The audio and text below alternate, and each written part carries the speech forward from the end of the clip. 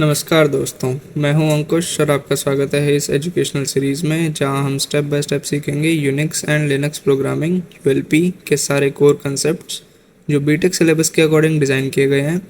अगर आप exam preparation, conceptual clarity या प्रैक्टिकल लिनक्स नॉलेज चाहते हैं तो ये सीरीज़ आपके लिए परफेक्ट है। तो चलिए बिना टाइम वेस्ट किए आज का टॉपिक शुरू करते हैं।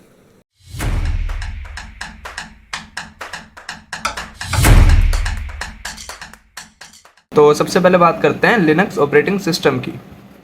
अब लिनक्स ऑपरेटिंग सिस्टम छोड़ो, कोई भी ऑपरेटिंग सिस्टम क्या होता है? ऑपरेटिंग सिस्टम क्या होता है कि वो यूज़र और कंप्यूटर इन दोनों को आपस में कनेक्ट कराता है। मतलब operating system acts as an interface between the user and the computer.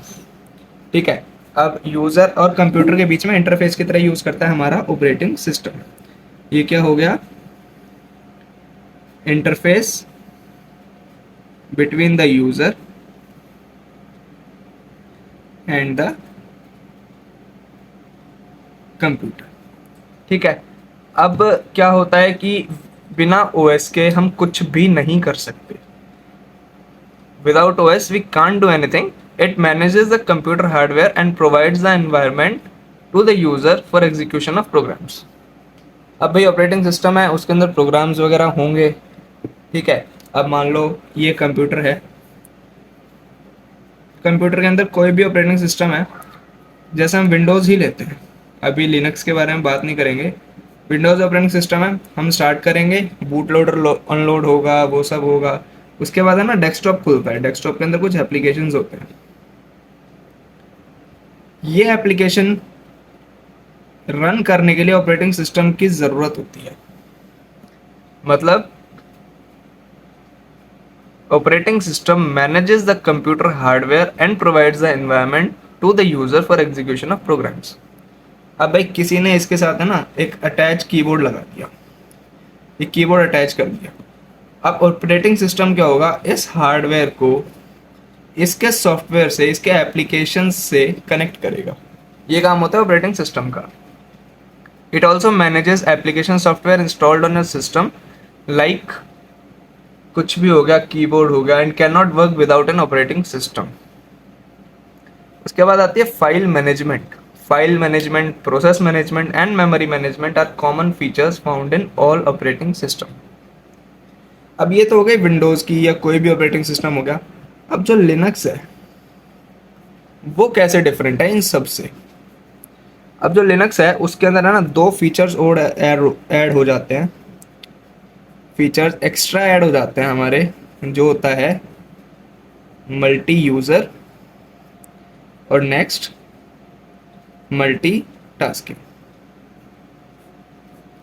अब मल्टी यूज़र, इसके नाम से ही मल्टी यूज़र मतलब कि अलग अलग यूज़र्स होंगे। हमें क्या करना होता है? करना क्या मतलब, जो कोई भी ऑपरेटिंग सिस्टम है, मान लो सर्वर पे एक ऑपरेटिंग सिस्टम लोडेड है, ये हमारा सर्वर है, सर्वर पे ऑपरेटिंग सिस्टम लोडेड है। अब 3 क्लाइंट्स हैं, क्लाइंट 1, क्लाइंट 2, क्लाइंट 3। अब इन तीनों को काम करना है। जो विंडोज़ होगा या कोई भी ऑपरेटिंग सिस्टम अलग वाला होगा तो क्या होगा कि भाई इन तीनों को ना अलग अलग कंप्यूटर देने पड़ेंगे।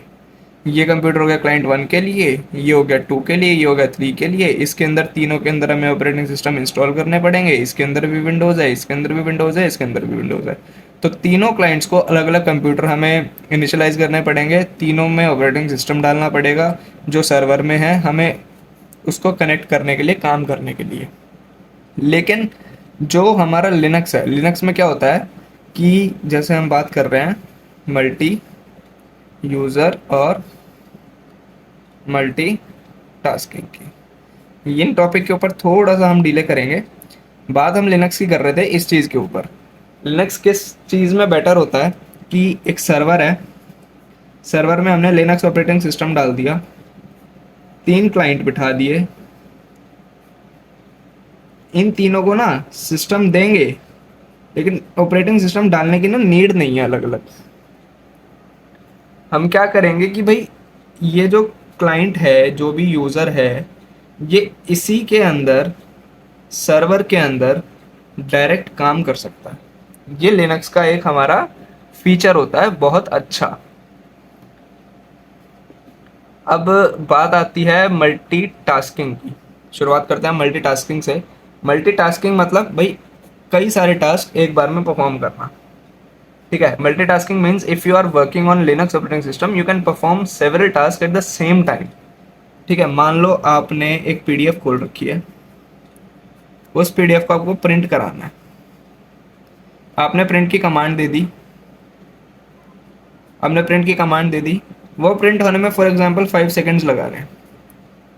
या फिर मान लो पीडीएफ है वो, मान लो 100 पेजेस की है, 100 पेजेस की पीडीएफ है, 5 सेकंड बाद वो रन होगी और 100 पेज प्रिंट होने में आपको ऑन एन एवरेज अगर हम 5 सेकंड लगाए एक पेज को प्रिंट होने में तो तकरीबन 500 सेकंड्स। भाई इतना टाइम लग जाएगा उसको प्रिंट होने में। अब यूं तो है नहीं कि भाई जब तक ये सारे प्रिंट होंगे उसके बाद ही हम दूसरा काम शुरू करेंगे। जो हमारा लिनक्स है, लिनक्स क्या करता है मल्टीटास्किंग में, ये जब तक प्रिंट हो रही है होती रहे तब तक जो यूज़र है वो टास्क टू परफॉर्म कर सकता है। मतलब कि वो दूसरी पीडीएफ खोल के उसके अंदर कुछ भी एडिट, ऐड, डिलीट मतलब कुछ भी कर सकता है, कोई और काम वो कर सकता है। मल्टीटास्किंग का मतलब ये हो गया। ठीक है, अब मल्टी यूज़र की बात करते हैं। जो ऑपरेटिंग सिस्टम होता है वो दो तरीके का होता है। एक तो होता है सिंगल यूज़र, एक होता है मल्टी यूज़र। ये जो मैंने आपको बात बताई ये बात है सिंगल यूज़र की। In a single user operating system we have to install the operating system in server and all 3 clients. But if we are using multi-user operating system, in the server only, we have to install the operating system in the server only, and all 3 clients use the operating system from the server.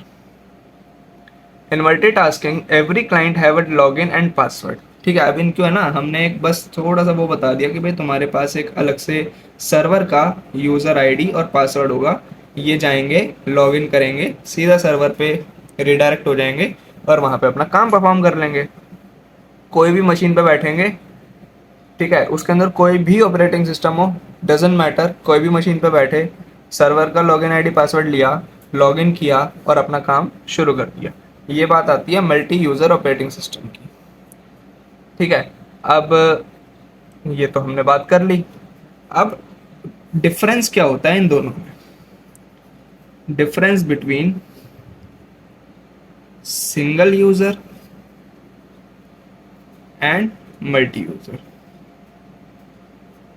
सीधी सी बात है, operating system की बात हो रही है तो लगाए ना लगाएं वो तो समझने के ऊपर बात है। सबसे पहला पॉइंट आता है सिंगल यूज़र ऑपरेटिंग सिस्टम का। Operating system will have to be installed on every computer in a network. मतलब नेटवर्क के अंदर मान लो 3 कंप्यूटर्स या 5 कंप्यूटर्स हमारे कनेक्टेड हैं तो operating system have to be installed in every computer connected in the network। ये बात आ गई सिंगल यूजर की। अब मल्टी यूजर में सीधी सीधी बात है, अपोजिट है जो हम ऊपर बता चुके हैं कि operating system will have to installed only on the one computer, जो सर्वर होगा और जो बाकी क्लाइंट्स होंगे उनको लॉगिन आईडी पासवर्ड मिल जाएगा। तो इसका सीधा सीधा उल्टा लिख देंगे हम, operating system will have to be installed only in one computer in the network। और ये जो एक कंप्यूटर होगा ये होगा हमारा सर्वर, जो हब होगा, सीधी सी बात है, जहाँ पे हमारा डेटा फाइनली जाके स्टोर हो रहा है।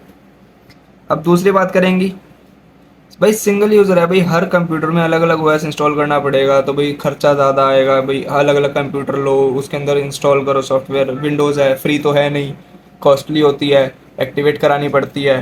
तो सीधी सी बात है इसका जो खर्चा होगा वो ज़्यादा होगा, ये होगा हाई कॉस्ट मेंटेनेंस, ये हो जाएगी low cost maintenance.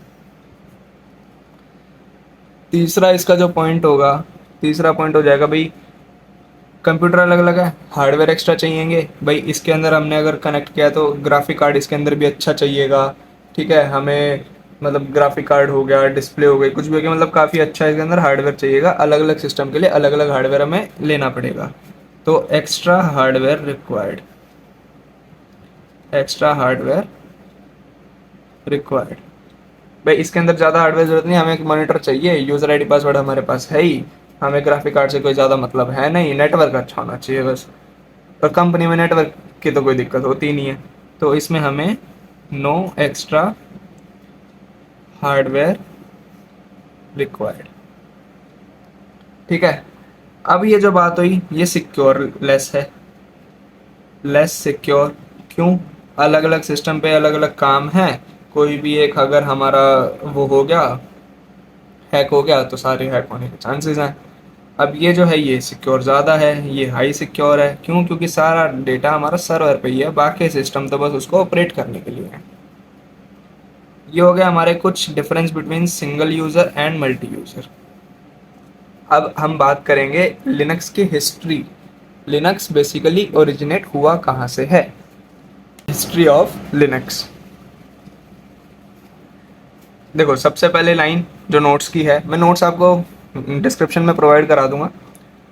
History of Linux begin with Unix, मतलब लिनक्स जो है वो बाद में आया, लिनक्स से पहले, लिनक्स से पहले क्या आया था? Unix. In 1960, a special operating system called multi-CS यानी कि multiplex information and computing service, मतलब कि 1960 में क्या था?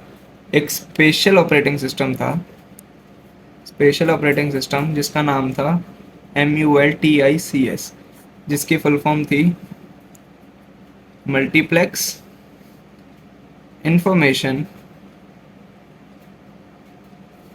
And computing service.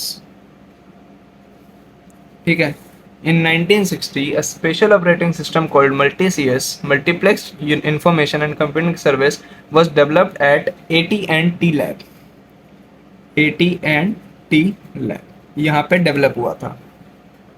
It had many features like multitasking, user interaction and process management, but multi-CS was not affordable for smaller organization and cannot be installed on mini computers। पहले mini computers होते थे, छोटे छोटे computers होते थे। इसकी क्या थी कि ये हर एक के लिए अफोर्डेबल नहीं था, हर ऑर्गेनाइजेशन के लिए अफोर्डेबल नहीं था। तो सीधी सी बात है, अफोर्डेबल नहीं था मतलब ये हाई कॉस्ट, मतलब ये कॉस्टली था। और इसको चलाने के लिए अच्छा हमें हार्डवेयर चाहिए था, हार्डवेयर भी हमें अच्छे वाला चाहिए था, इसको ऐसे लिख लेते हैं, अच्छा वाला हार्डवेयर चाहिए था। ठीक है, तो जो मिनी कंप्यूटर्स हैं उस पर ये चलता नहीं था। फिर 1969 में Ken Thompson and Dennis Ritchie developed Unix at AT&T lab, मतलब इसी लैब में, इसी लैब में 1969 में किसने?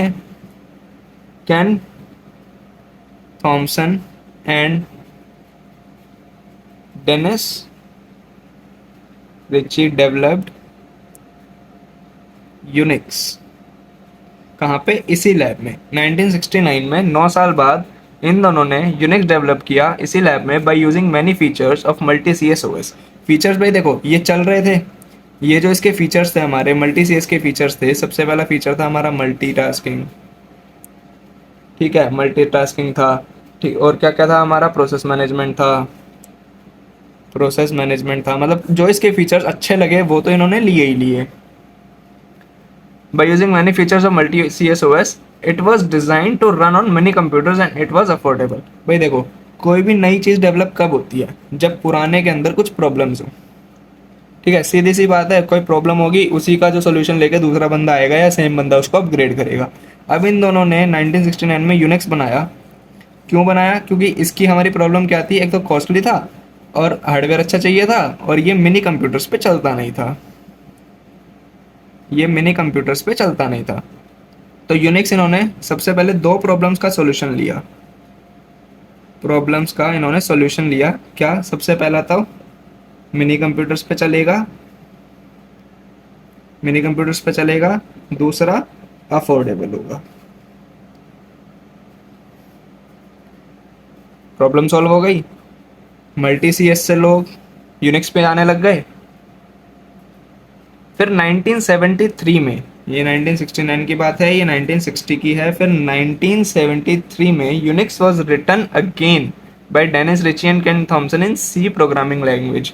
इन दोनों ने ही इसको अपडेट किया, यूनिक्स को इन्होंने लिखा सी लैंग्वेज में। सी लैंग्वेज में इन्होंने यूनिक्स को दोबारा लिखा। The first version of Unix was distributed free of cost for computer science development of many universities like California और बर्कली।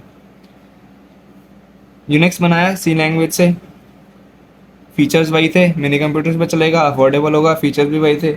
अब इन्होंने दोबारा बनाया, अब उसको प्रमोट करना था कि भाई हमने कुछ नई चीज़ बनाई, एक बार ट्राई करो। ट्राई करने के लिए कोई सबसे पहले पैसा तो देगा नहीं देखो, तो इन्होंने फ्री ऑफ कॉस्ट इसको कहाँ डिस्ट्रीब्यूट किया, universities like California and Berkeley में। भाई यूनिवर्सिटीज़ में है, बच्चे ज़्यादा होते हैं, स्टूडेंट्स होते हैं, यूज़ करके उसका फीडबैक दे सकते हैं, इसलिए उन्होंने यूनिवर्सिटीज़ में इसको डिस्ट्रीब्यूट करा। Berkeley made some changes to Unix. अभी देखो ये ओपन सोर्स था, फ्री ऑफ कॉस्ट है, ओपन सोर्स है। ओपन सोर्स का मतलब कोई भी इसके अंदर अगर आपको बग दिखता है, कोई भी आप इसके अंदर चेंजेस करना चाहते हो तो आप इसके अंदर चेंजेस कर सकते हो। ऑपरेटिंग सिस्टम के अंदर आप चेंजेस कर सकते हो और अपने नाम से इसको री रिलीज कर सकते हो। ओपन सोर्स ऑपरेटिंग सिस्टम का ये फ़ायदा होता है। तो बर्कली ने क्या किया, उसके अंदर कुछ चेंजेस करे यूनिक्स के अंदर and re release their own version of Unix written with the name BSD, Berkeley software distribution. इन्होंने जो बर्कली है उन्होंने क्या किया, कुछ चेंजेस किए, चेंज सम फीचर्स कह लो, कुछ भी कह लो, in Unix and re-released by the name of BSD, Berkeley Software Distribution। ठीक है। In 1970 it was adopted by DAPRA। By the mid 1980s, there were mainly two competitions of Unix. One was AT&T and another was BSD। भाई Unix है, सबसे पहले इन्होंने बनाया था 1969 में, कहाँ बनाया था, AT&T लैब में। दूसरा कुछ चेंजेस करके बर्कली ने इसको री रिलीज किया BSD नाम से। ठीक है, कुछ चेंजेस करे, इनको भी नहीं पता कैसे करे, क्या इन्होंने कोड लगाया, कुछ नहीं कराया। तो सबसे बड़ा कंपटीशन किन किन के बीच में हो गया, BSD के बीच में हो गया और AT&T लैब के बीच में हो गया। इन दोनों के बीच में मिड 80s कह रहा हूँ, मिड 1980s तक सबसे ज़्यादा कंपटीशन इन दोनों में ही रहा। Unix developed for the commercial purpose, not for education purpose. ये बेसिकली ना कमर्शियल पर्पज के लिए डेवलप हुआ था, एजुकेशन पर्पज के लिए नहीं हुआ था। After some changes Andrew developed educational version of Unix called Minix. अब कमर्शियल पर्पज था, अब यूनिवर्सिटीज़ में डिस्ट्रीब्यूट किया है, भाई एजुकेशनल पर्पज़ के लिए भी होना चाहिए, स्टूडेंट्स कैसे यूज़ करेंगे। तो एंड्रू ने क्या किया, एंड्रू ने उसके अंदर कुछ चेंजेस करे और नया वर्जन निकाला मिनिक्स के नाम से। Andrew change some features and re-released by the name of Minix के नाम से एंड्रू ने इसको री रिलीज किया for educational purpose.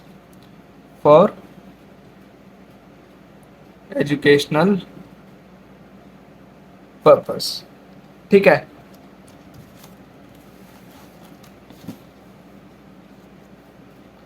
Educational purpose के लिए एंड्रू ने इसको री रिलीज किया।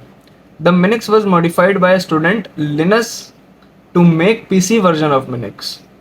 ठीक है, मिनी कंप्यूटर्स अलग अलग हो गए। अब क्या किया, एक स्टूडेंट था लिनस नाम से, LINUS, लिनस नाम से एक स्टूडेंट था जिसने क्या किया, उसके अंदर थोड़ी सी मॉडिफिकेशन करी। मॉडिफिकेशन कैसी करी कि वो PC के अंदर रन हो जाए, PC यानी पर्सनल कंप्यूटर्स। तो उसने क्या किया, PC वर्जन बनाया मिनिक्स को मॉडिफाई करके, और लिनक्स ने बनाया, उसका नाम दे दिया at the end of Linux. मतलब लिनक्स एक ऐसा ऑपरेटिंग सिस्टम है जो पीसी वर्जन है। बाकी जो सुपर कंप्यूटर्स होते हैं, मिनी कंप्यूटर्स होते हैं, उसके अंदर जो लिनक्स का वर्जन होता है वो बेसिकली रॉ वर्जन होता है, जिसको आप मिनिक्स बोल लो या फिर यूनिक्स बोल लो। मतलब लिनक्स का रॉ वर्जन यूनिक्स है। अब ये तो बात हो गई अब सारी हमारी हिस्ट्री की। अब लिनक्स ऑपरेटिंग सिस्टम है। अब लिनक्स के कई सारे डिस्ट्रीब्यूशंस होते हैं।